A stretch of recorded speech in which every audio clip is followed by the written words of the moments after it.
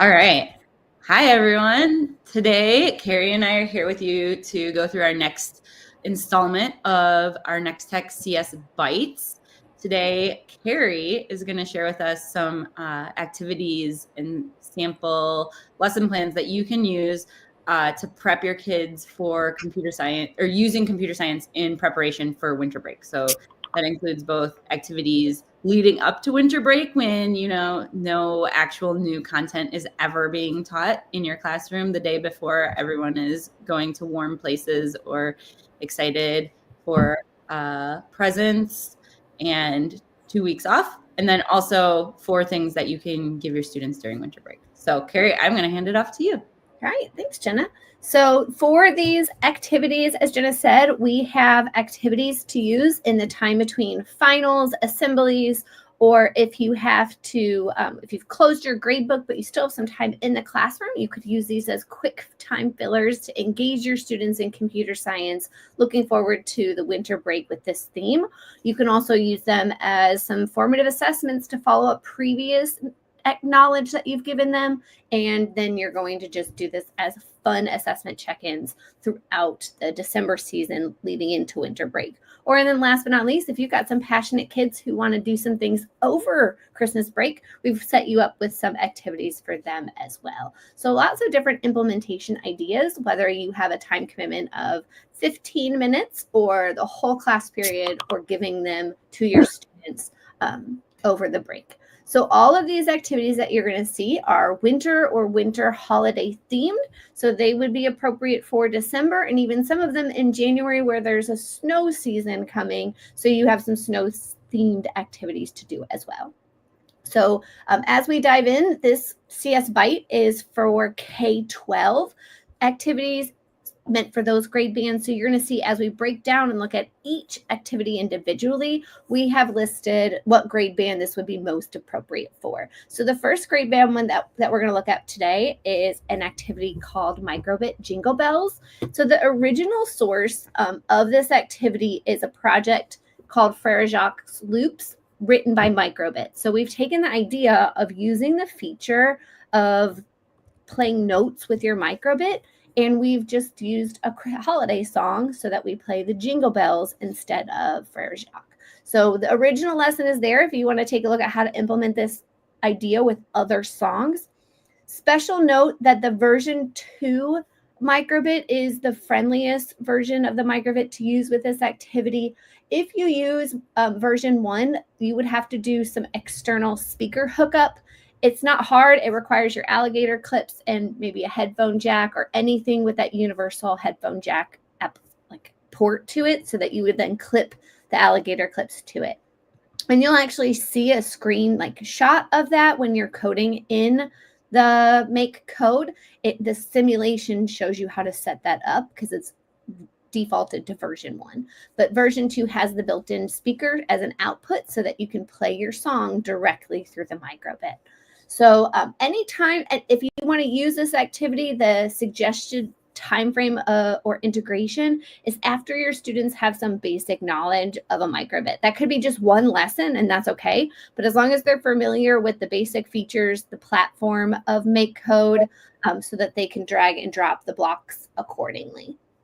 So as we go through this, the activities that you have that we've given you for supplies, we've gone ahead and made Jingle Bells slideshow. So I'm going to show it to you, just simply acknowledging if your students have no music history to their knowledge, they maybe have had music a long time ago and you just want to do a refresher, that would be really helpful.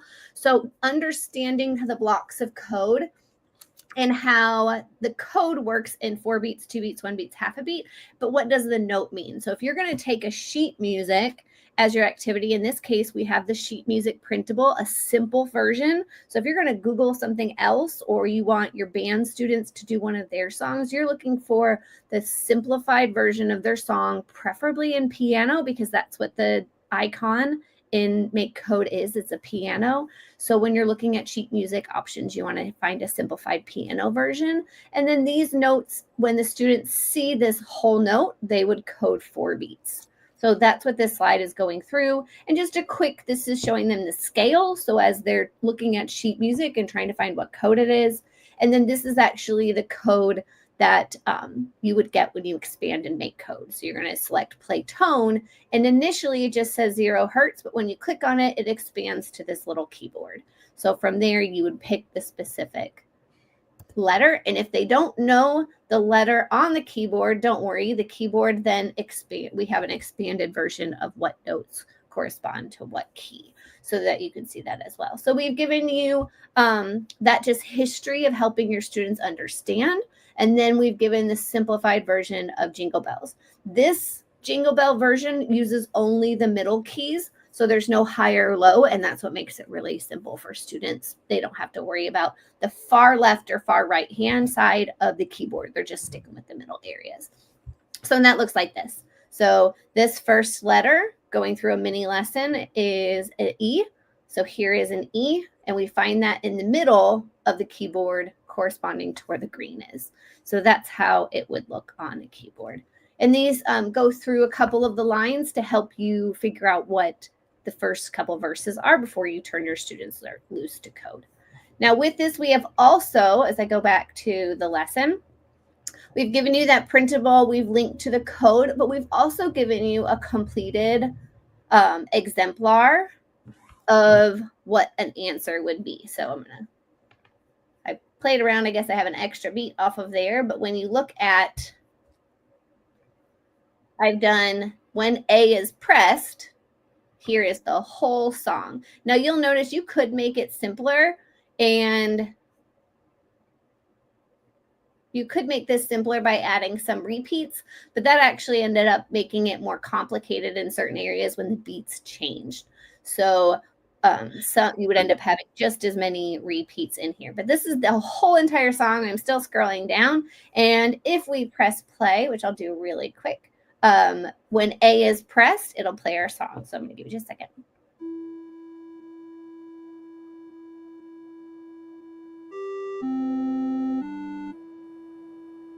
Nice work, Carrie. Even add forever falling snow if you wanted another skill of an animation. So let it finish. So that this is just one option for your students in the CS or in the Jingle Bells for the microbits. So tips for running this activity, like I said, go through maybe the song, go through what the notes mean, and we've given you that slideshow to kind of help with your students. Even just before jumping into the slides, even just before jumping in even to sheet music, just go through and have them pick a tone and pick a beat so that they can practice making any note sound for one beat, and then maybe give them a few minutes to just play around and create a common theme that's maybe 4 or 5 notes before you dive into something specific.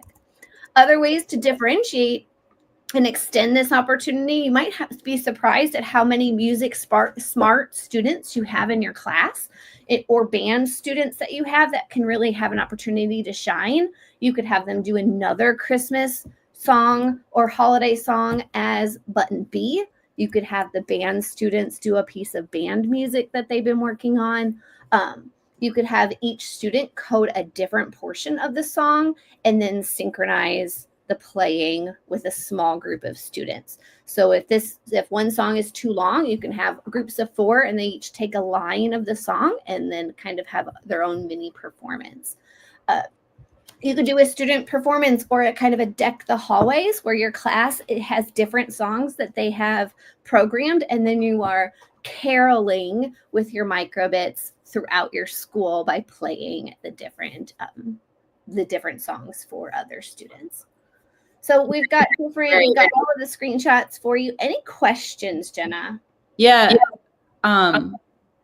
I think it might be cool if you had older students, like high school students who are really musically inclined, if they did like a harmony type thing. That could be really fun, right? And then they could like, on 3, I'll press your button or whatever. That'd be really fun and interesting. Or even some really brave students to sing like Oh yeah. with it, that'd be awesome. Or you could do it like you mentioned, if your school has a holiday concert, the computer science teacher could help harmonize and offer the music in the background with the students singing. It's a cool. We have no additional questions, but I that's such a cool idea. I love it. And if you're doing it for a performance wise, don't forget to do an animation to where then you could like wear it and it looks pretty while it's playing. So lots of good ideas and very hands-on. And this can draw a lot of cool PR for your program as well. So it could be a recruitment tool. It could be just an opportunity to shine and show your program and be silly with the holidays and getting ready for it. All right, activity number 2 brings us with a little bit wider of a grade band. We're going to bring in grades 3 through 8, and that's really because some of the activities in here are really easy, but 8th graders can still love that opportunity as well. So some of these may take an 8th grader 5 minutes, but they may take a 3rd grader 25 minutes. But this activity can be used in different ways. We put together a tic-tac-toe for winter break. And in this tic-tac-toe, we've given you 9 options of activities for CS help or CS play, either during class or as an assignment over winter break.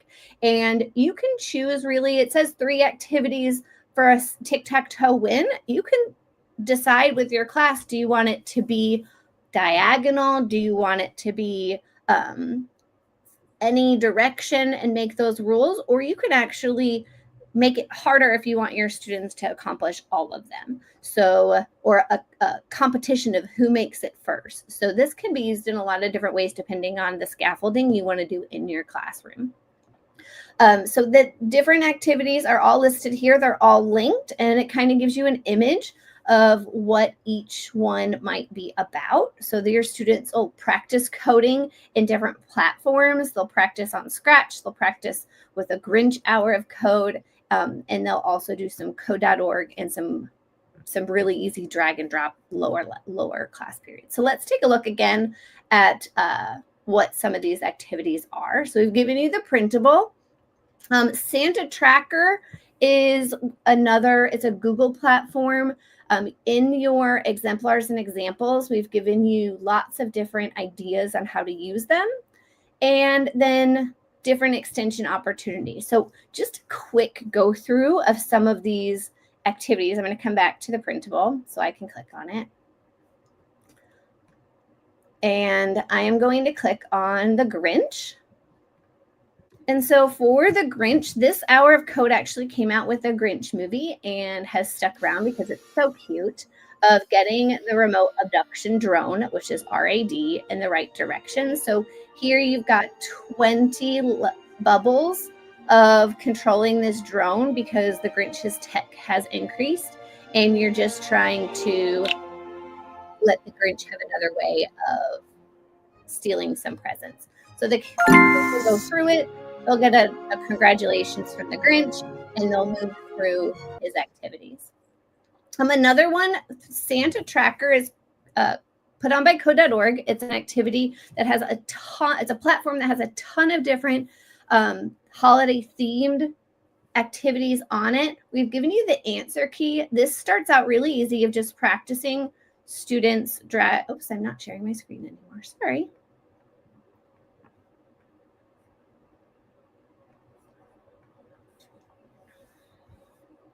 Give me just a second. Jenna, are you seeing my screen? I am not, no. I'm not either. Hold on just a second.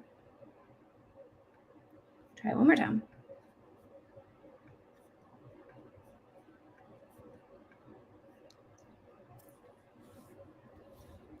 Oh, there we go.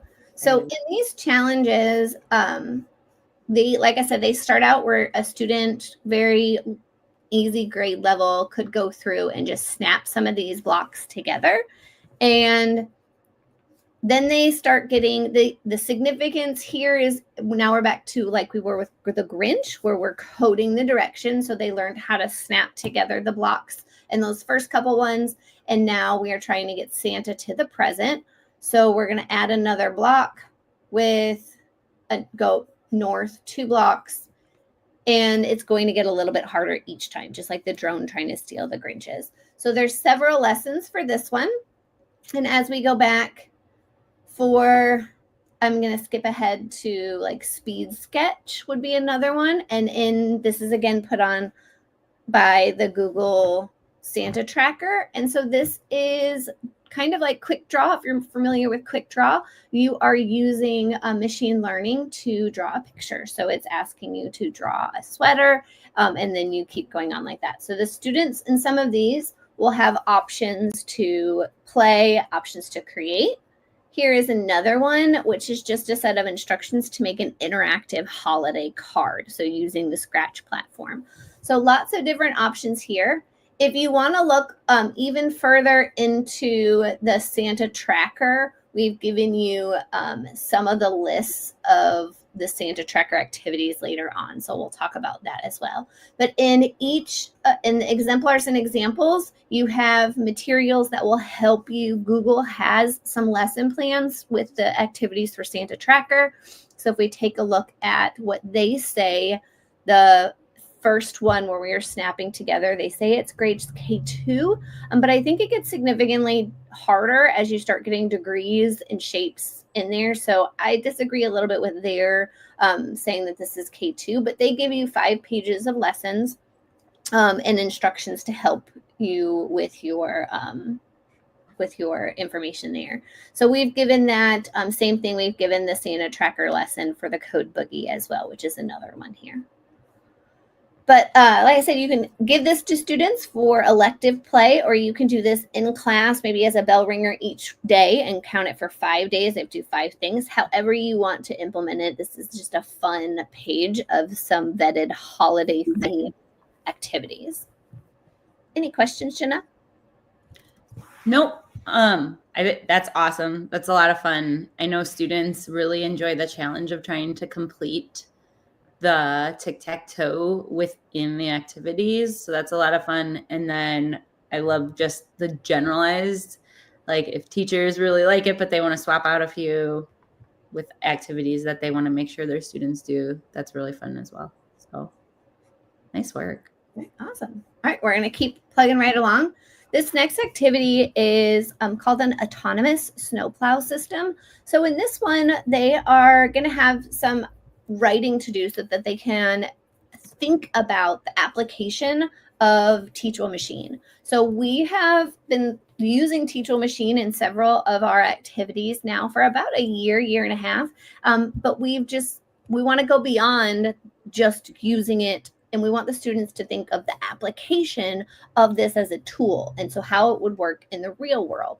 So in this activity, they're using Teachable Machine, and then they're following it up with engaging their thought process with how they would use this Teachable Machine with an objective. So we've kind of given them a writing prompt or a project prompt, if you want to think about it that way, of now they have a need in their community for an autonomous snowplow.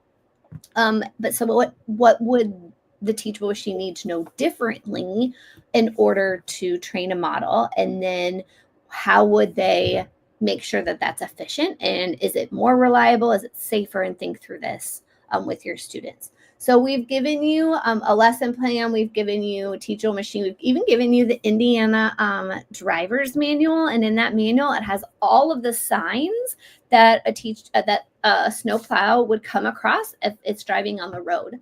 So those are going to be some things that your students want to think about. So in this, we've also provided a file of stop sign pictures. So I'm going to show you just some easy stop sign pictures. So we've given you different snow-covered stop sign pictures for your students to think about and have a discussion of why this is important for an autonomous snowplow, and how all of these might be seen or might need to be taught to a snowplow. And then what should be the next step from there, from just simply doing a stop sign. We've also given you an example Teachable Machine project using those stop signs as a start-off period. Remember, if you want to use this file, you have to download it first and then re-upload it to Teachable Machine. So brainstorming tips for running this, what we've done is we have I'm going to go back to the tab of the lesson. So tips for running this is we recommend taking a look at all of the street signs, maybe in your neighborhood. You could use Google Maps to go around the school and look at what, in the driving path of Google Maps, what street signs are encountered, and then start some classes on Teachable Machine with what street signs you want to look at, and then go on a Google hunt for that specific street sign with different snow covering, because you want with and without snow in order to help your autonomous snowplow. So then extension is, map your route.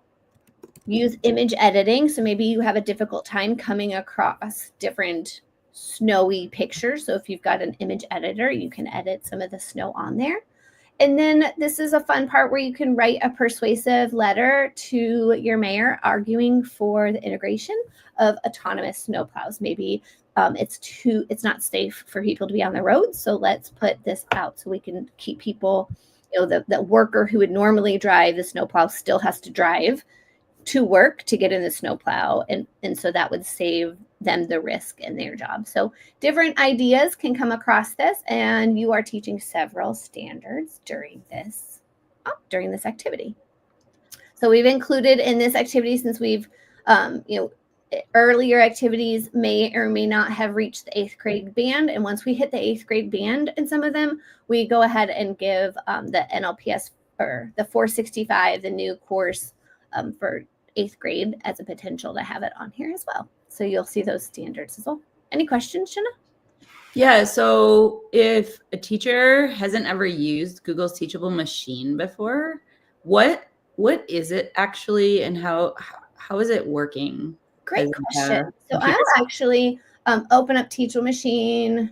Let's see if I have it here. I've linked our previous lesson. So if you've never used a Teachable Machine before, we've got a Nextech Moon Phases lesson. We have a Nextech printable for Teachable Machine as well. So I'm going to use this to go through. What you're doing is you are here. I'm going to pull up Teachable Machine. Give me just a second. So in Teachable Machine, it is using AI to learn. So you're going to train AI to recognize certain objects, and you are going to tell the AI what the object's name is. So in this case, we could do stuffed animal. Because I'm naming it, I could also name it shoe. So we need to make sure our students are aware that we are training an AI to identify something that we're telling it what it is. So we are the programmer, and we would say stuffed animal dog in this case. And so once we do it, I could do stuffed animal dog, and then here I could do stuffed animal cat. But I could also add a class, and I could do real dog, and I could do real cat. And here I would hold an object up to the webcam, or I would upload pictures, and then eventually I would train it and hope that it could tell the difference between what the stuffed animals, the dog and the cat, and then also a real dog and a real cat in the stuffed animal. So the possibilities are endless if you have different calculators in your classroom, or a pen to a pencil, or a tumbler and a water bottle. So there's many different things that you have all around you that you could train Teachable Machine in your classroom. All that you would need is either a webcam if you want to do it with your camera, or a folder is easiest with students if you wanted to organize pictures into a folder and then upload individually, because the folder the pictures have to be in a central location for you to upload them. You can either import them from a Google Drive, which would be, like I said, classroom management. Easiest tip would be to have them in one location and share that folder, or individual files that you are downloading to individual computers. But students love it. There's lots of application. There's even so in Teachable Machine, if you save. So you don't have an account. I haven't logged in anywhere. But once I do something, I can save it. So the investment even for a teacher to create some things ahead of time that we've talked about in some of our trainings, like moon phases. And to go through the work and create a project ahead of time, download it and save it allows you then to re-upload it, and the students even can manage it. So once you have something completed, let's see if I have any projects on here that I've already done on this account. So we'll give me just a second. And now I may have frozen StreamYard's capabilities of, we'll come back to that because I'm just getting a blank screen. So I'm going to come back here. But if you have something in your file, if you create a file folder in your Google Drive, it syncs really well. So you can just upload previously created Teachable Machine projects right into the website again for future use. And then once you share them with your students, you can share it as a standalone page where they can just show their item as like a self-grader even. There's lots of applications to a teacher creating it and maybe not the students the first year as those teachers are learning. It's a long answer, Jenna. I hope that gave some. No, that's great. I think that really helps explain the full overall project. And then you had shared the moon phases lesson plan that we had done. And I know you really fleshed out this activity with the snowplows and the autonomous vehicles and all that. What are other ways that people can use Google's Teachable Machine within their classroom that we've heard about at Nextech? So we have had, I know we've had some teachers recently as part of the ROI STEM Fellowship that we're working on lessons for identifying invasive species over teachable machines. So we've definitely heard a lot of different things in the field. I think you have come across teachers who are using it with elementary school students in their writing development, right? Their cursive learning. So lots of different applications. Again, like I said, some of these are the teachers creating the platform and the students are interacting as the user, but that's still a really good start because the students are going to be like, hey, Mrs. Sensenbrenner, how did you do this? And then that leads to the conversation about what the tool is, how to use it, and then maybe the next use the class can do it together. So wherever your comfort is, we're okay with that, but this is just exposing your students to a new tool and maybe you as the teacher getting comfortable with it the first time. This will inspire the students to think they can do it too for the subsequent projects. Yeah, that's amazing. I love that. And to let the cat out of the bag a little bit, if you do enjoy this and you try it with your students and they enjoy it, we are actually doing a CSByte for Google's Teachable Machine, which is going to come out in February. So look for that. It's a little pre-commercial. Yes. All right, well, moving right ahead. Activity number 4 is designing a snowflake with a code.org activity. So again, this is another, there's 2 ways you can do this activity. There's a standalone hour of code, and then there is a lesson embedded into course E. So if you are a CS fundamentals teacher, the course E is more the 4th grade, 5th grade course. So we've given the original source, and then there's also a mini project if you want to just jump into seeing a mini project, or you can do this as a hour of code as well. So being that we did it as the course E option, we've given the lesson plan and the activity. Let me show you what this is. So as students go through this mini project, they'll have instructions at the top, and it takes them through 9 lessons to complete a project where they are designing a snowflake. So this is a shorter version. You can definitely do the longer version if you're looking into where this falls. It's lesson 8. So doing something before or after isn't going to necessarily be right on the same content. This is fancy shapes and then songwriting, but nested in between those is the mini project with the snowflakes. So again, a short, compact activity that students will be using moving forward, turning right, and some different loops options as well. So I'm going to go back to the lesson. So you, again, this is a really just a cool embedded, we kind of like to pull these out when we come across a lesson that's nested somewhere and draw attention to its application as a standalone activity. So other options within this one provided by code.org are some snow day fun.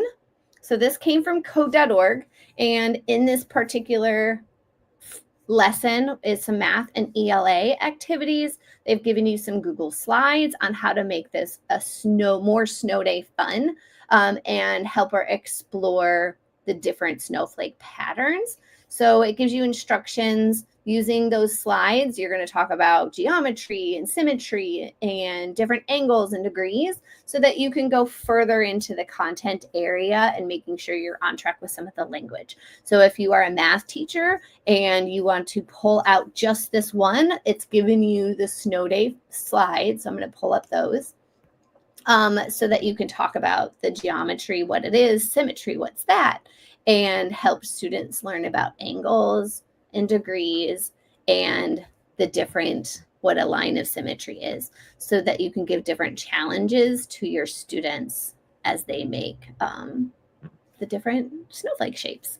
So that's provided by code.org, and we thought that was a really good supplement as well to this activity. Jenna, any questions? Cool. No questions. There's an idea though about maybe doing like the standard cutout snowflake activity and then doing this activity and comparing and contrasting for those teachers that are having to talk about compare and contrast and like the pros and cons of various stuff with their older grade level standards.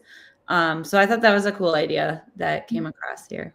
I love it. And essentially, since you're telling, you could also just do a drawing, since you're telling Elsa to skate, which is making a line, you could even have somebody like read the directions that you've created and see if they come up with the same thing. And so you're doing kind of an unplugged version. That's cool. Does Elsa jump? I can't remember if Elsa can't jump. Yeah. Okay. Yeah. So she can jump. So that would be like pick up pencil, but I love that idea, which really reinforces like the algorithm and the programming of a robot. So you can pretend like your partner's pencil or pen is the Elsa skating. I love that idea. Right, and this brings us, I believe, to our very last activity. Yep, our last activity in the bunch, and that is binary candy canes. So binary candy canes allows you to take beads and a pipe cleaner, and I'm going to open up the worksheet so that you can take your beads and place them, string them through your pipe cleaner, and makes it so that your pipe cleaner then spells out either your first letter or a secret message. So we've given you the letters here. Jenna has done a different remix of this with binary bracelets. So you've got an option with what you want your students to use, and another format in Jenna's other lesson for this. But this is just using pipe cleaners, using red and white to make it look like a candy cane, and then kind of hiding a secret message. For the backside of the paper allows students to kind of have a planning guide. So they've got their name and then they would write their binary code. We've also kind of planned out that most pipe cleaners can hold about 35 of the pony beads. Now, pony beads are like the chunky beads. So just a heads up that if you have a student who has like a 10-letter name, then you might want to trim that down a little bit. So keep in mind that 35 is like an average. So you want to see what you see, maybe give them a 3 or 4 letter word for that activity. So that's just a heads up on what students may come across. And then we've got extra exemplar for maybe projecting. If they don't want to use their name, they could do maybe a mascot, their initials, gift, the word Xmas. So if however you wanted to do this in your class, you're just allowing your students to have a chance with getting creative and putting their minds still on computer science while manipulating some beads and making a decoration. And they can then turn that decoration into like an ornament in their Christmas tree and remember it forever and tell everybody around the holidays that this is a secret message for whatever they've decided. So that wraps up our 5 activities for the CSBytes. Other things included in here are a couple other things that we just thought would be fun if you had the time. There is a game creation website. It does require some higher level computing power in terms of your hardware, so not necessarily a Chromebook, but it's a curriculum called Unreal Engine. And we thought it'd be fun if you made a winter game. So if you've got high school students who want to do something, it's great with older kids. And then that Santa tracker that we talked about earlier, I'm going to take you to it. And so Santa tracker is a really cool Google Play area. I'm going to go this way here and just show you all of the activities. What I noticed, so I just went up to the menu, and every single one of these is as a game or interactive activity for students to play in. So what I didn't find anywhere, I mean, even there is a family guide, but the family guide is not all encompassing of what every single activity is. So I had the fun, I took it on myself. I did it for you. I had the absolute joy doing it, of going through every single one of those links and linking directly to it, and then giving you my just abbreviated version of what you do in that game. So that was really fun. But so now that if you catch your kids like using Elf Jetpack, it's just a video game. So all they're doing is using the arrow keys. But that can be fun too if you want to say, hey, I'll let you use Elf Jetpack if you do the Code Boogie. So this one might be something where at least now you have the knowledge to know what's a game and what's content related. So there's a couple other fun things, like their Memory Match is a memory skills game, but it doesn't have anything to do with any code block. So even though we've identified the coding options in here, not every single one of them are coding options, but you do have, is it 29 different games in addition to what we covered in the tic-tac-toe. So all of those are there as well for you. But that brings us to the end of our CS for Winter Bytes. So really quickly, how you can get to this